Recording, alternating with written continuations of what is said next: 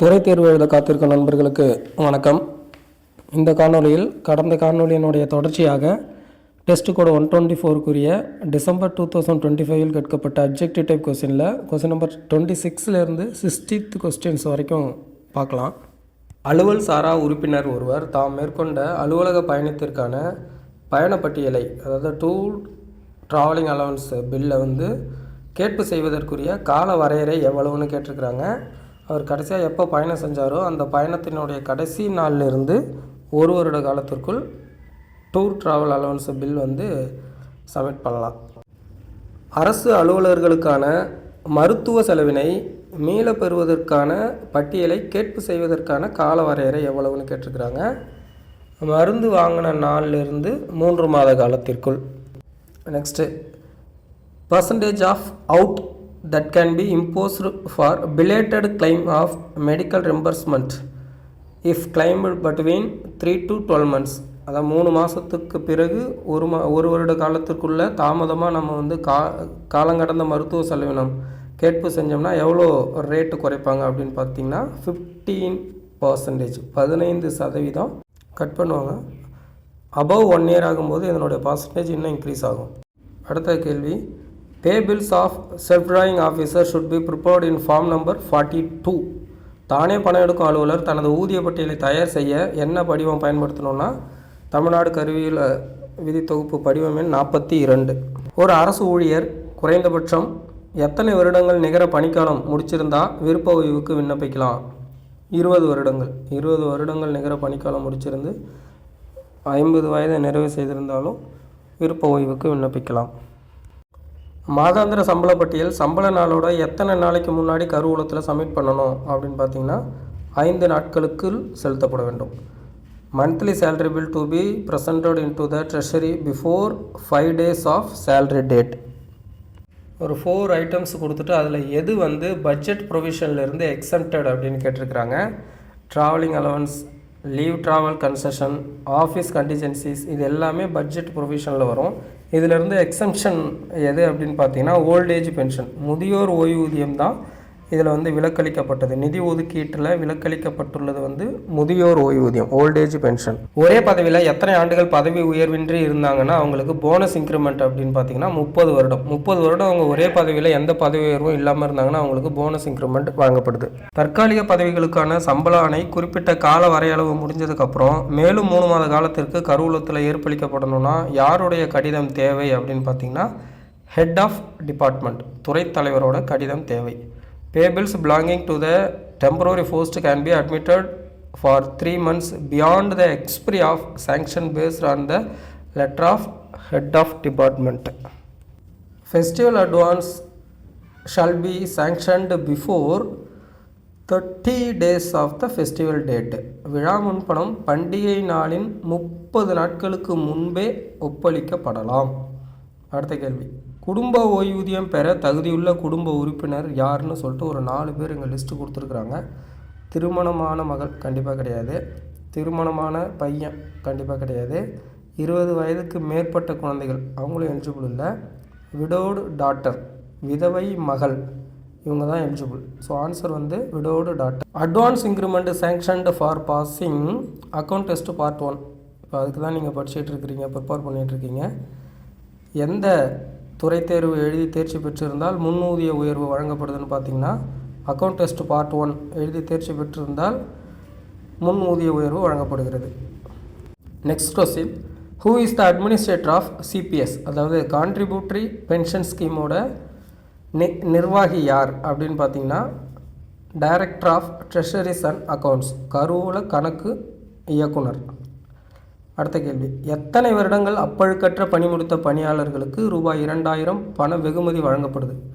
25 years, 25 ஆண்டு காலம் அப்பழுக்கற்ற பணி முடித்த பணியாளர்களுக்கு 2000 ரூபாய் வெகுமதி கொடுக்குறாங்க, கேஷ் அவார்டு.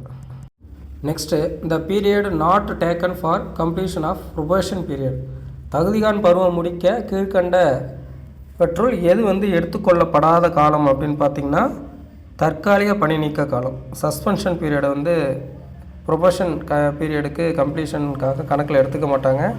கட்டாய காத்திருப்பு காலம் எடுத்துப்பாங்க. அனுபவிக்காத பணியறிப்படை காலமும் எடுத்துப்பாங்க. அரசு விடுமுறை நாட்களையும் ப்ரொபேஷன் பீரியடுக்கு எடுத்துப்பாங்க. தற்காலிக பணி நீக்க காலம் தான் இதற்கு சரியான விடை. அடுத்து, நிலுவைத் தொகைக்கு மறு நிதி அதிகாரம் பெற முதல் ஒப்பளிப்பிலிருந்து எவ்வளவு நாட்களுக்கு பிறகு தேவைப்படுகிறது? ஓராண்டு காலம். Revalidation of sanction for arrear claim recurs after expiry of 1 year. All appropriations shall lapse at the close of a financial year. அனைத்து நிதி ஒதுக்கங்களும் நிதியாண்டின் முடிவில் காலாவதியாகிவிடும். Full pension eligible is a government servant qualifies 30 years of service. 30 ஆண்டுகள் பணி முடித்தவர் முழு ஓய்வூதியம் பெற தகுதி உடையவராகிறார். Office monthly expenditure is reconciled with drawing officer and treasury. அலுவலக மாதாந்திர செலவினம் பணம் பெறும் அலுவலர் மற்றும் கருவூல அலுவலரிடையே ஒத்திசைவு செய்யப்படுகிறது. The leave subject of government servant is being dealt under fundamental rules. அரசு பணியாளரின் விடுப்பு அடிப்படை விதிகளின் கீழ் வருகிறது. காலாவதியான காசோலை என்பது கருவூலத்தில் எத்தனை காலத்திற்குள் பணம் பெற முன்னிலைப்படுத்துவதாகும். 3 மாத காலத்திற்குள். The public accounts committee is to being to the notice of the assembly the unsatisfactory expenditure. பொது கணக்கு குழுவோட பணி எது அப்படின்னு பார்த்தீங்கன்னா, இங்கே இருக்கிறதுல திருப்தி இல்லாத செலவினத்தை சட்டசபையின் கவனத்திற்கு கொண்டு செல்வது தான். Next, period which will not count for increment. ஊதிய உயர்வு வழங்க கீழ்கண்ட காலம் சேராது எது அப்படின்னு பார்த்தீங்கன்னா, leave on loss of pay without medical certificate. சம்பளம் இல்லா விடுப்பு, மருத்துவ சான்று இல்லாமல் எடுக்கப்பட்ட விடுப்பை வந்து இன்க்ரிமெண்ட்டுக்கு கன்சிடர் பண்ண மாட்டாங்க. Foreign service countable, study leave countable, special disability leave countable. அடுத்து 4 ஆப்ஷனில் எது வந்து ஊதியத்தில் சேராது? அமாலிமெண்ட்ஸ் வில் நாட் இன்க்ளூட் அப்படின்னு சொல்லிட்டு கொடுத்துருக்குறாங்க. சப்ஸ்டன்டிவ் பே, அஃபிஷியேட்டிங் பே, பர்சனல் பே, நிலைப்பணி சம்பளம், தற்காலிக பணி, தனி ஊதியம், இது எல்லாமே பேயில் தான் வரும். ட்ராவலிங் அலவன்ஸ், பயணப்படி தான் இதில் வந்து ஊதியத்தில் வராது. Next, a government servant is transferred within the campus where there is no change of office, he can avail no joining time. ஒரே வளாகத்தில் அலுவலகம் மாறாத நிலையில் பணியிட மாற்றம் செய்யப்பட்ட அரசு ஊழியர் பணியேற்பிடை காலம் கீழ்கண்டவற்றில் எதை பயன்படுத்தலாம்னு சொல்லி கொடுத்துருக்குறாங்க. 1 நாளாக கிடையாது, 7 நாளும் கிடையாது, 2 நாளும் கிடையாது. அவருக்கு ஜாயினிங் டைமே கிடையாது, பணியேற்பிடை காலமே இல்லை. ஏன் அப்படின்னா, ஒரே கேம்பஸ்ஸு, அதுவும் இல்லாமல் சேம் ஆஃபீஸ் கூட சேஞ்ச் இல்லை, அதனால் அவருக்கு ஜாயினிங் டைம் கிடையாது. அடுத்து, additional charge allowance explained in fundamental rule 49. கூடுதல் பொறுப்புப்படி விதி 49இல் விளக்கப்பட்டுள்ளது. Which one of the following benefits is not coming under retirement benefits. Retirement பெனிஃபிட்ஸில் கீழ்கண்டவற்றில் எதெல்லாம் பொருந்தும் அப்படின்னு பார்த்தீங்கன்னா, டிசிஆர்ஜி பணிக்கொடை பொருந்தும். பென்ஷன் கம்யூட்டேஷன், ஓய்வூதியம் தொகுத்து பெறுதலும் ரிட்டையர்மெண்ட் பெனிஃபிட் தான். என்கேஷ்மெண்ட் ஆஃப் ஏர்ன்டு லீவ், இதுவும் ரிட்டையர்மெண்ட் பெனிஃபிட் தான். Surrender of earned leave salary, இது ரிட்டையர்மெண்ட் பெனிஃபிட்டில் வராது. விடுப்பு ஒப்படைப்பு சம்பளம் என்பது ஓய்வூதிய பலனில் வராது.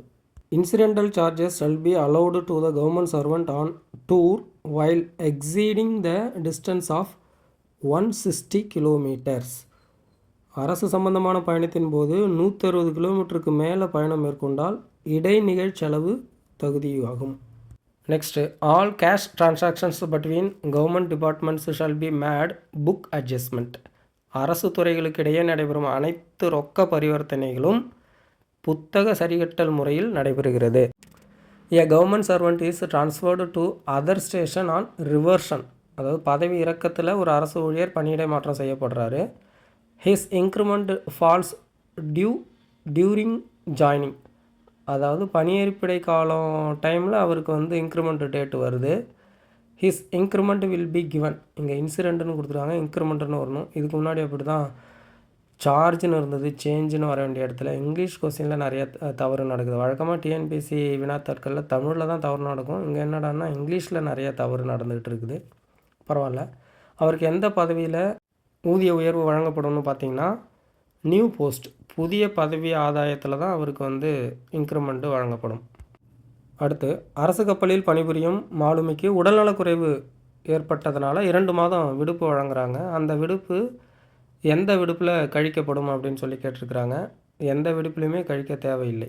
நீ not be debited against any leave. Earn லீவ்லையும் கழிக்க வேணாம், அன்ஏர்ன்டு லீவ்லையும் கழிக்க வேணாம், எக்ஸ்ட்ரானரி லீவ்லையும் கழிக்க வேண்டியில்லை. ஒரு அரசு ஊழியரோட பிறந்த வருடம் மாதம் தெரியுது, ஆனால் பர்த் டேட்டு இல்லை அப்படின்னா எந்த தேதியை பிறந்த தேதியாக நிர்ணயிச்சுப்பாங்கன்னு பார்த்தீங்கன்னா 16th ஆஃப் த மந்த், மாதத்தினுடைய 16ஆம் தேதி. மாநில அரசு தனது அதிகாரத்தை பயன்படுத்தி கீழ்கண்ட பணிகளில் எந்த பணிகளுக்கான பதவிகளை தோற்றுவிக்க நீக்க முடியும்னு கேட்டிருக்கிறாங்க. தமிழ்நாடு மினிஸ்ட்ரியல் சர்வீஸ்னு சொல்லுவாங்க, அமைச்சு பணி. ஐஏஎஸ், ஐபிஎஸ், ஐஎஃப்எஸ்லாம் தமிழ்நாடு அரசால் தோற்றுவிக்கவோ நீக்கவோ முடியாது. ஆன்சர் வந்து TNMS, Tamil Nadu ministerial service, Tamil Nadu அமைச்சு பணி. Last question. மே 2017 ஒரு அரசு ஊழியருக்கு பயண முன்பணம் வழங்கியிருக்கிறாங்க.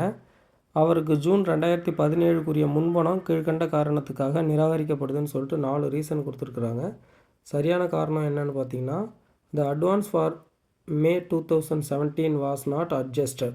மே 2017 முன்பணம் சரிகட்டப்படாததுனால ஜூன் 2017 பயண முன்பணம் நிராகரிக்கப்படும்.